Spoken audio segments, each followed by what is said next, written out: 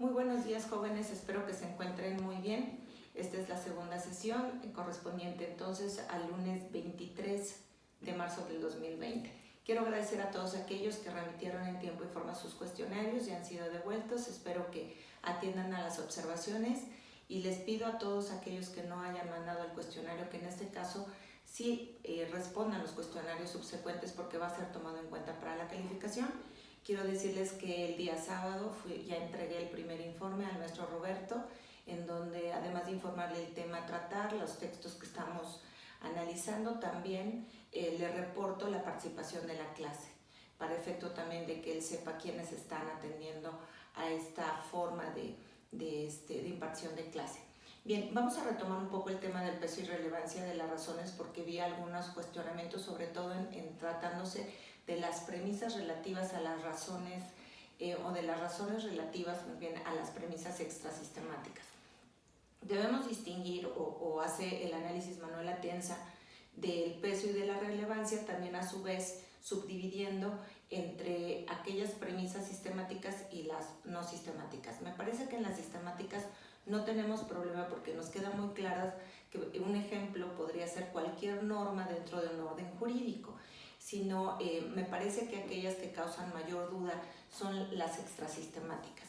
También hace él una distinción entre lo que es la relevancia y lo que es el peso. La relevancia la basa en la interpretación, en la validez y en la aplicabilidad. Y en cambio, distingue entre estos dos tipos de premisas extrasistemáticas y sistemáticas, cuál de estos elementos es lo que se ve, digamos, en juego cuando hablamos de la relevancia. Y entonces hace una distinción en relación a, en la relevancia, hace una distinción entre las sistemáticas y las extrasistemáticas. En las extrasistemáticas nos dice que no se presentan problemas de aplicabilidad, es decir, por ejemplo, las máximas de experiencia, que son algún ejemplo que pone Manuel Atienza, nos dice que no van a presentar un problema realmente de aplicabilidad, sino más bien de interpretación o de validez. De interpretación porque la relevancia de estas premisas extrasistemáticas va a depender de cómo se interpreta. Nos da algunos ejemplos relacionados con las amenazas y podríamos decirlo de esa manera. Cuando hay una riña y dos personas tienen una confrontación, una puede amenazar de muerte a la otra, y si esa otra persona amanece muerta o aparece muerta después, es diferente la interpretación que se puede dar por parte del juez respecto a esta amenaza. No necesariamente por haberlo amenazado va a ser tomado en cuenta como un probable responsable o un posible responsable de la comisión de ese homicidio. Pueden interpretarse y ahí es donde se da la diferencia con las sistemáticas, que la extrasistemática no necesariamente lo que se interpreta es un enunciado, sino son acontecimientos, son hechos en sí mismos, no solamente un enunciado. Y en cuanto a la validez de las premisas extrasistemáticas, pues depende esto sí también de su validez no depende de un procedimiento formalmente creado, como sucede con las sistemáticas, sino depende de la máxima experiencia, por ejemplo, de la apreciación. Hay una mayor posibilidad de deliberación. En cuanto al peso, debemos señalar que lo distingue de la relevancia porque en el peso se contempla la argumentación no como un resultado, sino ya como una actividad. Y ahí es donde decimos la distinción entre casos fáciles y casos difíciles. En los casos fáciles no tenemos problemas de peso porque existe una norma en donde se resuelve el caso concreto y no tenemos mayor problema. Los problemas en el peso los enfrentamos cuando tenemos que hacer una ponderación, y esto es cuando existen casos verdaderamente que denominamos trágicos, en donde tenemos que establecer principios que nos sirven para poder resolver ese caso y en donde debemos establecer qué principio tiene más peso.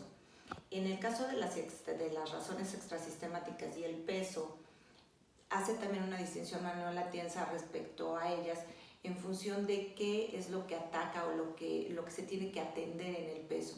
Y esto es la justificación interna y la justificación externa, y nos distingue. Cuando se trata de la justificación interna, se ve a la argumentación como un resultado, no como una actividad, entonces no tiene problema de peso. pero cuando la vemos como una actividad, como en el caso de la justificación externa, entonces sí hay un problema, puede haber problemas de peso, porque hay una mayor deliberación por parte de quien va a aplicar o a resolver el problema, de tal manera que las premisas no necesariamente van a pasar a la conclusión. Es probable, es probable que el resultado no pase necesariamente, sino hay un grado de probabilidad. Y esto evidentemente se refleja en la solución del caso. Es decir, nosotros hablamos en la concepción material del tema relacionado a la corrección, lo que es justo, lo que es correcto, lo que es adecuado. Cuando nosotros tenemos que resolver un caso no previsto en una norma, tenemos que sujetarnos a aspectos que llevan una gran cantidad de carga de deliberativa, porque como decíamos, y es la parte del cuestionario anterior, no necesariamente en todos los sistemas jurídicos van a imperar los mismos principios.